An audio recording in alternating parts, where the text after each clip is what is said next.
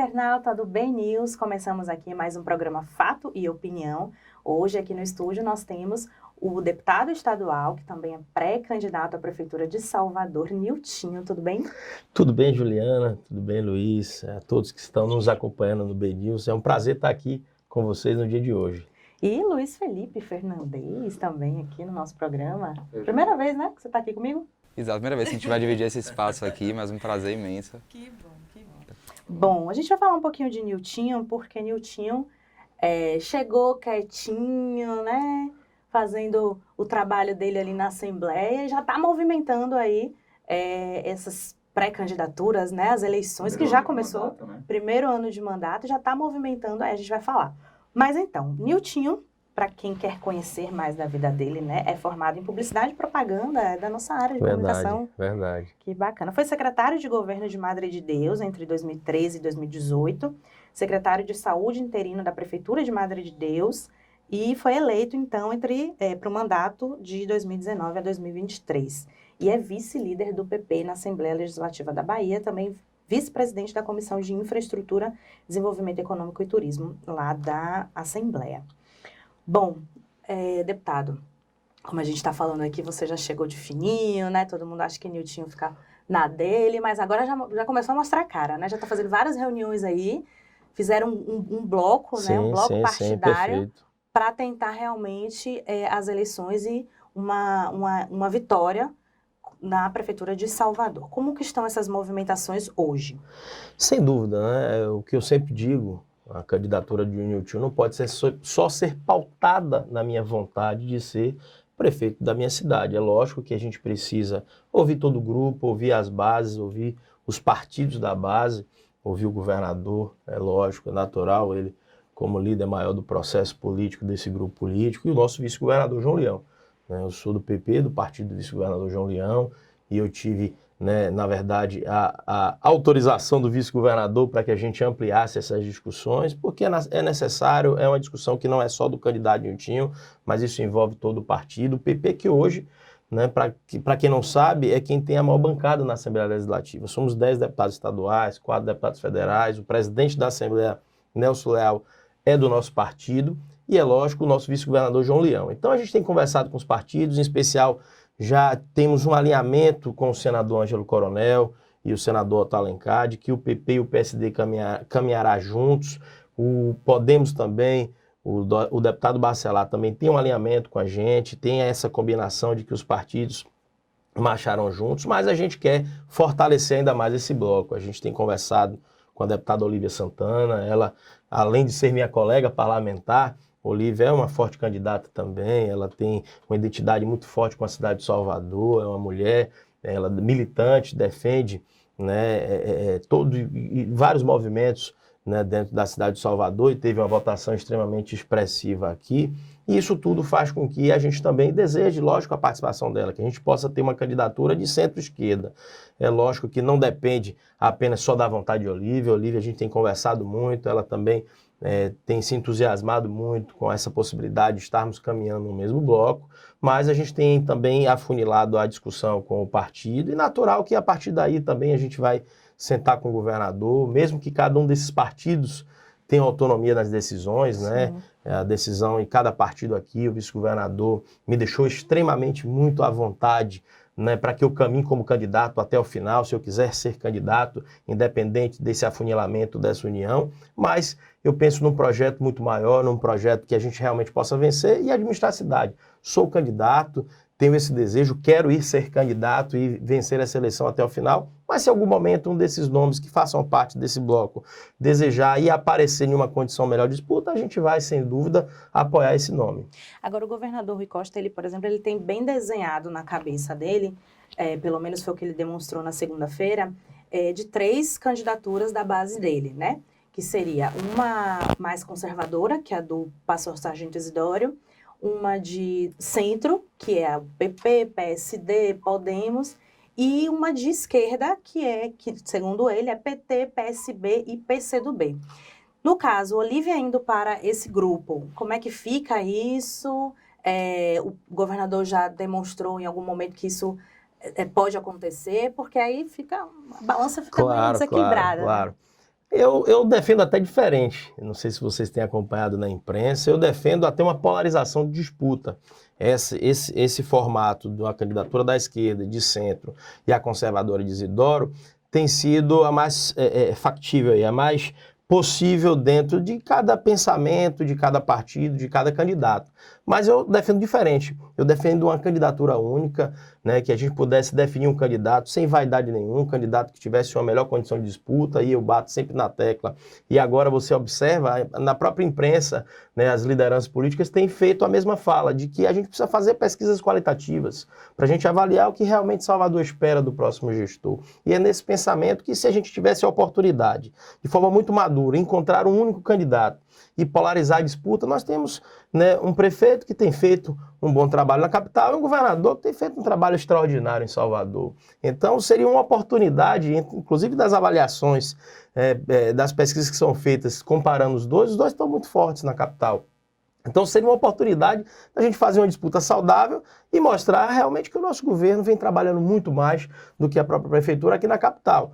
É lógico que isso inviabilizaria a possibilidade de um segundo turno, porque, lógico que tem essas duas candidaturas, mas terão outras, terá uma candidatura de Hilton Coelho, tem também uma pré-candidatura, né, de Celcinho Cotrim e de outros pré-candidatos que podem surgir. Vi hoje na imprensa que o Partido Novo tem a intenção de também lançar candidatos, ou seja, há a possibilidade de outras candidaturas, mas se houvesse esse enfrentamento do candidato da Prefeitura Municipal, do candidato do prefeito de Salvador, com a candidatura do governo, com a candidatura, né, do governador Rui Costa, sem sombra de dúvidas, a gente teria uma disputa muito mais forte e lhe asseguro, com as chances grandes de vencermos a eleição. É lógico que à medida que você vai pulverizando muito, vai tendo 2, 3, 4, 5 candidaturas, isso, sem dúvida, no meu pensamento, e isso eu tenho ouvido dos outros pré-candidatos também, dificultará para a gente a disputa para chegar no eventual segundo turno. Agora, se esse nome fosse Major Denise, o escolhido, você caminharia junto e o que você acha dela? Não, eu não teria problema nenhum. Eu não conheço pessoalmente a Major Denise, tenho ouvido através da imprensa, não conhecia, né? Tenho ouvido que ela tem um bom trabalho social à frente da Ronda Maria da Penha. Não tenho problema nenhum, eu sou um defensor da mudança, da renovação política. Eu desejo que novos nomes venham surgir na política e ela é um novo nome que será inserido, né, nessa eleição, nessa disputa eleitoral. Se ela conseguir agregar, conseguir convergir, se houver a unidade em torno do nome dela, não vejo problema nenhum. Da mesma forma que ela venha com esse mesmo pensamento. Se houver um nome que agregue melhor, que faça realmente, que a população de Salvador enxergue como o nome que quer e deseja para administrar, eu acho que da mesma forma ela tem que ter esse pensamento para que a gente possa realmente tomar uma decisão como essa. Mas não haveria problema nenhum. Eu desejo que, se for ela candidata e eu estiver como candidato de centro, que a gente faça um bom debate. Eu defendo um debate de qualidade, propostas realmente que a gente possa realmente ajudar a cidade de Salvador. A gente precisa, e Salvador precisa muito. Nós vivemos uma cidade que é a capital do desemprego. Então tem muito por fazer. A gente não pode só ficar também no que é bom. Ah, tá bem feito, tem um bom trabalho? Tem, lógico. A cidade, praças bonitas, o centro de convenções está muito bonito, o novo centro de convenções que a Prefeitura Municipal de Salvador fez, mas a gente precisa muito mais do que isso. A gente precisa gerar emprego na cidade de Salvador, e Salvador que é uma cidade empreendedora, então tem muita coisa ainda para ser corrigida, e quem sabe, né, se nós formos o candidato, que a gente possa realmente fazer um bom debate, seja Denise, seja Isidoro, ou os dois, ou mais do que eles dois, mas a gente tem que estar preparado para essa discussão. O senhor acha que tem realmente essa chance do PT abrir mão de uma cabeça de chapa, por exemplo, com o Major Denise e ceda para outro partido? Eu acho o seguinte, se o PT não tem essa capacidade, o partido, de abrir mão para um partido aliado, naturalmente a gente vai entender que o governo já está definido em 2022. Se hoje, nesse momento, que é uma disputa de Salvador, uma disputa onde o PT tem enfrentado dificuldades em definir nomes, não tem encontrado um nome que realmente seja um nome que todo o partido esteja afinado para que esse nome vá para a disputa. Se nesse momento o PT não entender, né, de que outro nome está pronto, está capaz de vencer a eleição, é sinal de que essa relação apenas ela funciona dentro de uma comodidade para o partido PT. Não acredito nisso, acho que o PT está se reinventando também. O PT agora estadual tem o Éder como presidente, é um cara jovem e torço muito, desejo que ele tenha muito sucesso. Ele já vem fazendo, né, algumas articulações, trazendo também essa renovação política, e isso eu acho muito bacana. E o presidente municipal também conheço, é uma pessoa séria, e é o que eu espero. É que a gente seja muito maior do que isso. Acho que Salvador e o soteropolitano espera e quer muito mais do que PT, quer muito mais do que PP, quer muito mais do que PSD, de qualquer partido. Salvador e o povo de Salvador é muito maior do que tudo isso. A gente precisa de um candidato a prefeito com capacidade de gestão e responsabilidade com o uso do recurso público. Ainda está longe, mas o senhor acabou citando 2022. Acha que a estratégia do PT, o posicionamento do PT nessa eleição municipal pode influenciar no eventual apoio do PP e do PSD, por exemplo, em 2022? Otto Alencar já mencionou, manifestou, né? E tinha essa vontade. Como o senhor enxerga isso? Lógico, não tenha dúvida, né? Quando você tem uma discussão, né, de candidatura de uma cidade como Salvador, que é a terceira maior capital do país, se a coisa não for bem amarrada, a coisa não for bem desenhada, em comum acordo entre os partidos da base, isso pode trazer feridas, pode trazer ranhuras, que em 2020 isso vai pesar muito, não tenha dúvida disso. O que a gente deseja, e dentro do PP a gente tem esse papel e a gente se comporta assim, que é um partido de diálogo.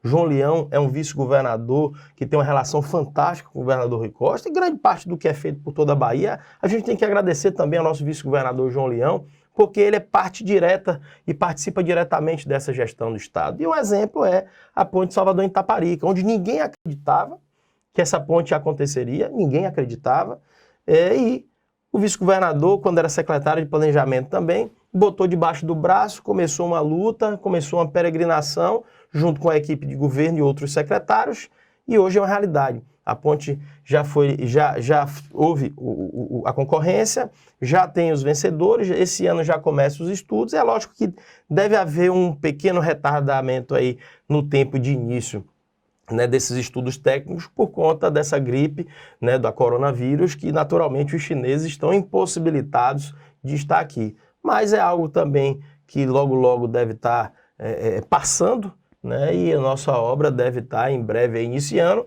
e sem sombra de dúvida será uma das maiores obras que tem, sem sombra de dúvidas, o DNA do nosso vice-governador João Leão.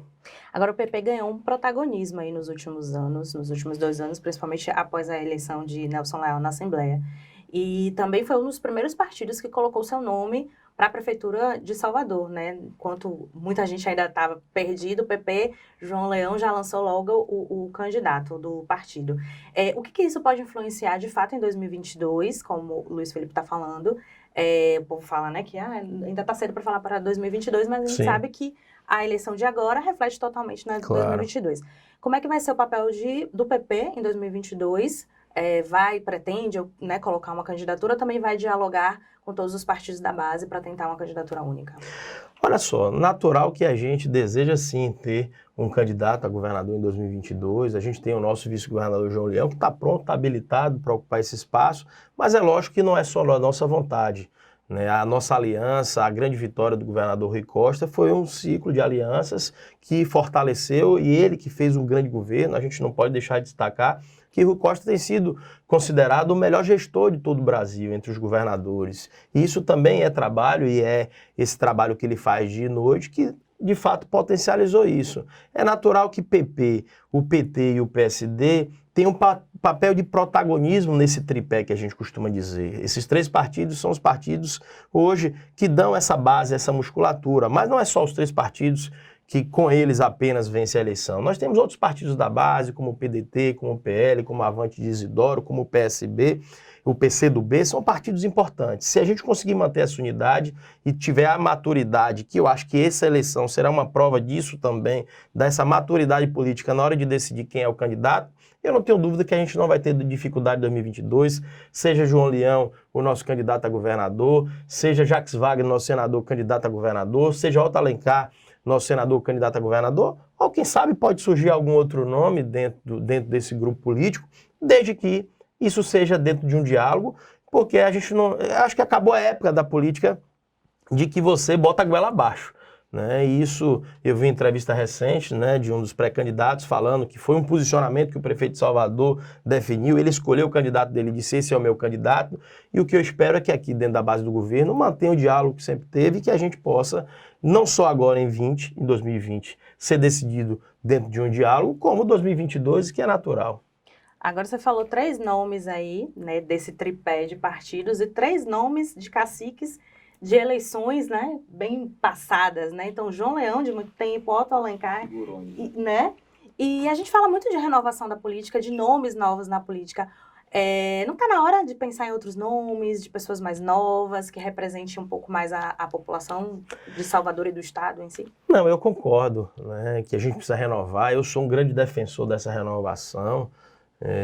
E disse a algumas pessoas que gostaria, inclusive falei à imprensa, gostaria de ver um Guilherme Belintani como candidato, seria um debate realmente muito bacana, porque é uma pessoa também inteligente, é um cara preparado, enfim, é o desejo que eu tenho, é que a gente consiga de fato renovar, mas é natural que uma disputa de governo de estado, isso também envolva, né, a própria experiência na política e a experiência na gestão pública. Então, é muito difícil você pegar também, né, uma figura como o próprio PT está tentando aqui em Salvador, um outsider, uma pessoa que não tem experiência na gestão pública, que não tem a experiência da disputa do voto eleitoral, você trazer isso para o governo do estado.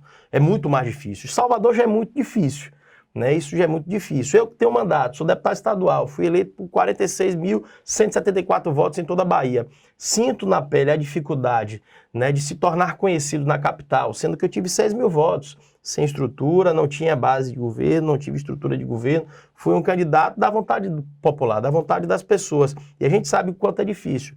Imagine só você transformar isso dentro do governo do estado. Então eu acho que é natural que Leão, que Otto, que Wagner sejam os principais nomes por conta, né, dessa necessidade do povo baiano de ter experiência. Mas, se surgir um novo nome, vou ficar muito feliz também. Eu acho que a política ela tem que ter uma constante renovação. Mas, qualquer um desses 3 que seja realmente indicado, o governo da Bahia vai estar muito bem atendido, porque são 3 grandes políticos da Bahia que com experiência de gestão, que é o que o povo baiano espera.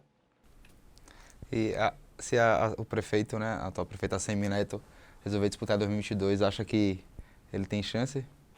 Não, é natural que ele é o único, né, nome que você consegue enxergar na oposição ao governo que lidera esse processo político. A gente não pode dizer que ele é uma renovação da política, porque a Semineto, ele é deputado federal, acho que desde os 18 anos de idade, 20 anos de idade. Então, ele teve 3 mandatos, se eu não me engano, como deputado federal, se tornou prefeito de Salvador, está concluindo o mandato dele. Então, ele também não seria o símbolo dessa renovação. Mas é o nome da disputa, eu acho que é um nome que tem condição, sim, né, de participar desse processo político, mas eu não tenho dúvida que com todo esse grupo nosso, coeso, se esse tripé que eu falei, se uma dessas pernas não quebrar ao longo da disputa de 2022, eu não tenho dúvida que qualquer um desses candidatos lá na frente vai ter a chance muito grande de vencer mais uma vez a eleição e a gente dá continuidade ao belo trabalho que tem sido feito, o trabalho que tem sido reconhecido. O governador Rui Costa, ele tem tido mais de 70% de aprovação em toda a Bahia, e eu acredito que isso dê continuidade, porque ele vem trabalhando muito. O governador, eu costumo dizer que o governador é um trator para o trabalho, ele trabalha muito. É difícil, inclusive, você acompanhar o ritmo dele. Olha que eu estou falando, eu com 38 anos de idade. Então é difícil você acompanhar o ritmo do governador. E isso eu gosto muito. Eu admiro muito o governador Rui por essa personalidade, por essa vontade dele de trabalhar. Eu sou um pouco assim, eu sou uma pessoa imperativa, eu gosto de estar sempre ajudando, sempre trabalhando de alguma forma, construindo algo que traga realmente resultado e benefício para as pessoas. Então, esse perfil do governador, eu acredito que vai nos ajudar muito também lá em 2022. Nilton, a gente tem umas manifestações aqui no Instagram da gente, inclusive, né, falando PT nunca mais, já chega desses esquerdopatas. A gente teve uma eleição presidencial, né, que mostrou aí metade do povo brasileiro que não queria o PT, apesar de não ser aplicado aqui no Nordeste. Mas a gente ainda vê essas manifestações aqui na Bahia, né, de PT nunca mais. O que falta, então, para esses partidos mais de centro conseguirem o governo do estado e, no caso aqui de Salvador, que o PT também está desfacelado, né? Mas a gente ainda vê Sim. candidaturas de esquerda, né? O que falta ainda para os partidos de direita ainda conseguirem fazer a administração aqui no estado? Olha só, eu acho que o governador Rui Costa, ele conseguiu, né, uma grande façanha política, que ele conseguiu estar maior do que o PT aqui no estado da Bahia. Então, grande parte dos votos do governador Rui foram votos que não são de pessoas que militam ou que têm simpatia pelo PT. E eu conheço diversas pessoas desse perfil que votaram no governador Rui. A gente sabe que a cada eleição isso pode estar mais intenso, né, esse desgaste da sigla, como pode também ter minimizado ao longo do tempo e o PT voltar a ter a força que tinha. É difícil você prever esse cenário lá na frente. Agora, o que é necessário e que tem que ser justo é que, se houver uma candidatura de uma outra sigla, que o PT não tenha como exigência de que nós só apoiamos se for uma candidatura do PT. Porque aí eu acho que isso rompe a democracia, rompe a vontade popular. Eu acho que as pessoas têm que desejar muito mais do que a sigla. Lógico que a gente respeita os partidos, e eu sou defensor do meu partido, do Partido Progressistas, mas muito mais do que siglas, a gente vota e acredita em pessoas. E isso fez o governador Rui Costa ter 76% dos votos na Bahia, porque as pessoas acreditaram no governador Rui Costa, acreditou na pessoa do governador Rui Costa, o perfil do governador, de gestor, um homem família, que preza pelos valores da família, fala em cada entrevista dele, em cada entrega, em cada palanque por toda a Bahia, ele fala da história de vida dele, né, da mãe dele, do pai dele. Isso é muito bonito. A gente precisa de pessoas que tenham esses valores. A gente não pode pensar apenas na política de forma fria, né, de que apenas nós estamos aqui militando por um grupo político, nós estamos aqui apenas militando por um partido. Não.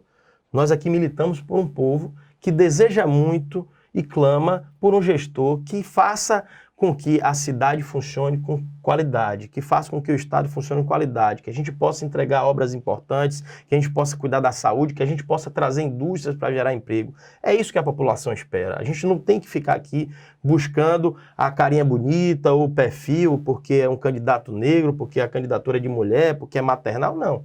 Não é isso que Salvador quer. Salvador quer um candidato que faça gestão com competência. E o Estado não vai ser diferente.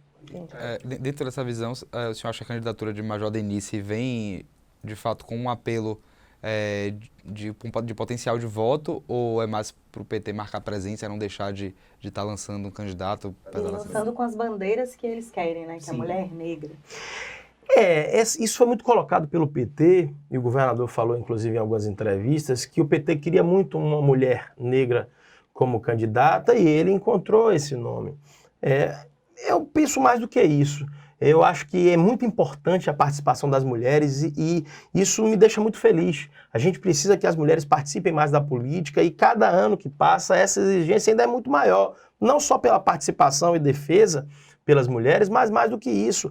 A própria questão eleitoral hoje exige que 30% das mulheres elas disputem as eleições. E com esse novo formato de não haver coligação, é necessário que você tenha 30% de mulheres que tenham voto, ou seja, que tenha militância, que trabalhe realmente para conquistar e disputar uma eleição com chance de vitória. Então, eu acho ótimo, eu acho bom, eu acho que a gente precisa ter mulheres candidatas. Agora, quando você me pergunta, você acha que é só para compor? Eu confesso, e digo isso a qualquer um, eu confesso que tento entender exatamente qual é o ponto de vista. Se o governador tem algum tipo de pesquisa e ele identificou, que é diferente da pesquisa interna que o Partido Progressistas tem, mas eu também não quero avaliar a Major Denise. Eu acho que seria um desrespeito, um desrespeito da minha parte, como pré-candidato também, desvalorizar ela. Espero que ela seja uma candidata competitiva, que ela tenha qualidades suficientes e o povo de Salvador reconheça. E se o povo de Salvador não reconhecer ela com perfil,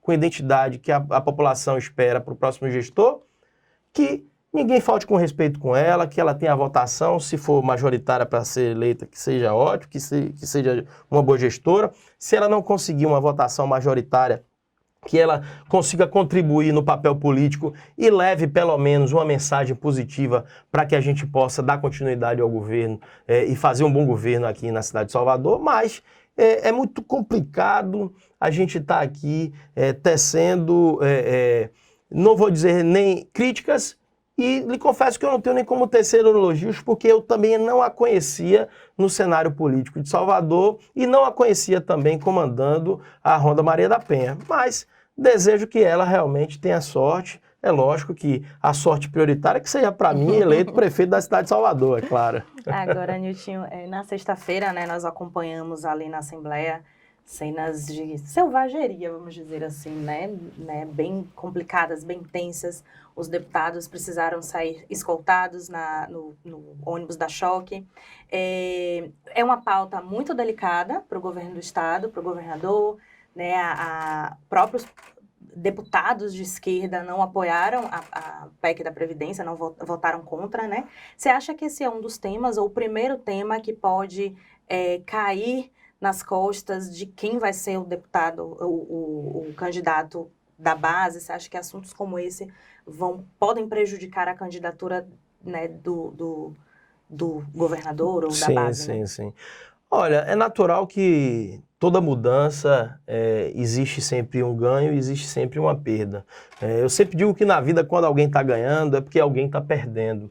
E é natural que as entidades e que ali a Polícia Civil, né, se colocou como prejudicada, e a gente respeita, e muitos pontos ali a gente entende, é natural, você tem uma defesa da sua família, né, e o servidor ele está ali pensando no futuro, seja na morte ou na sua própria aposentadoria, mas a gente também não pode deixar de pensar na gestão do governo. São mais de 4 bilhões de déficit da Previdência no estado da Bahia.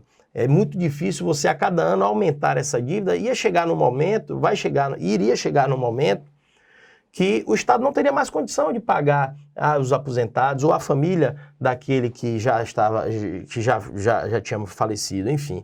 Era muito complicado você manter esse crescimento, porque ia chegar um momento que daqui a 5, 6, 7 anos o governo entrava em colapso, não pagava mais os aposentados, teria dificuldade de pagar também a folha dos servidores que ainda estão em efetividade, e isso faria com que o Estado parasse.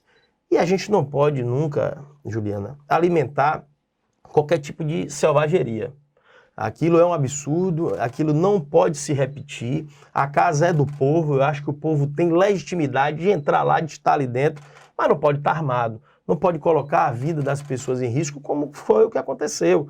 O deputado Alan Sanches apontaram arma para ele. O deputado Paulo Câmara foi agredido, chutaram a perna dele, quase que ele cai em pleno plenário. Então, isso é inadmissível, isso jamais pode voltar a acontecer. Isso fez com que a gente votasse, inclusive, os 2 turnos, porque a gente não pode se render a nenhum tipo de selvageria. Eu acho que o respeito tem que existir. Eu respeito o pensamento de todo e qualquer servidor que de alguma forma foi prejudicado dentro dessa votação, mas eu acho que com o passar do tempo, naturalmente as pessoas precisam entender e vão entender de que se o governo não toma essa posição, se o governo não age, infelizmente, trazendo esse projeto para dentro da casa, naturalmente daqui a 5, 6 anos teríamos paralisações, quem sabe até apedrejamentos dentro do que aconteceu hoje. Que ninguém está dizendo que não vai pagar, que vai pagar havendo algumas reduções, havendo um equilíbrio das finanças. Imagine só daqui a 6, 7, 8 anos você falar ao servidor, olha, vocês vão ficar 3, 4 meses sem receber. Imagine só a revolução e a confusão que seria dentro do governo do Estado. Então, eu acho que a gente tem que pular essa página, disse isso ontem, inclusive na entrevista, a gente tem que pular essa página e continuar o trabalho, porque a Bahia não para e o povo baiano espera muito de todos nós. O senhor acha que foi muito falado, né, por alguns deputados, né, que se opuseram a essa reforma. O senhor acha que faltou diálogo do governo com os servidores e isso foi um dos motivos também dessa revolta? Olha só, o governo dialogou, a base do governo teve diálogo, conversou algumas vezes com os representantes das categorias, mas é muito difícil você conseguir convergir, né, dentro de um ponto que seja o ideal para ambos os lados. E em algum momento alguém está perdendo nisso. É natural que o governo teve também as perdas dele. Talvez os servidores tiveram muito mais perda do que isso, mas eu acho que houve sim conversa, houve sim diálogo. Confesso que não participei dessas rodas de discussão, dessas mesas de discussão entre o governo, entre o líder do governo e os representantes, mas tive sempre a informação da liderança do governo, daqueles que participaram, de que houve sim algumas conversas e dentro do avanço, algumas coisas, alguns pontos foram alterados e outros foram como foi enviado pelo próprio governo, aprovados, aquilo tudo que a gente viu, né, na votação na sexta-feira. Ok, deputado, muito obrigada, viu, pela sua participação. Gostei muito, né? Obrigado, deputado. Muito bom. Boa conversa. Boa conversa. Eu que agradeço a você, Juliana, Luiz, e me coloco sempre à disposição para a gente falar aqui da política, para falar do meu mandato como deputado estadual. E eu estou, como sempre digo, o meu gabinete está de portas abertas para todo o povo baiano, quem quiser conhecer um pouco mais da nossa história, que nos acompanhe nas nossas redes sociais, no Instagram, no Facebook, está lá, deputado Niltinho, acompanhe o nosso dia a dia, que a gente está sempre, como o nosso governador segue, sempre na correria. Viu? Um abraço a todos e muito obrigado pela audiência aí. Espero que até essa entrevista aí pro ar tenha algumas movimentações, né? Porque Salvador tá bombando. Sim. E cada dia é uma movimentação nova, então vamos ver o que vai acontecer nos próximos dias. É verdade. Quem sabe na próxima eu já sou indicado a candidato de governador. Vamos esperar. Obrigada. Obrigado a e vocês. Você acompanha tudo no bnews.com.br. Obrigada, valeu.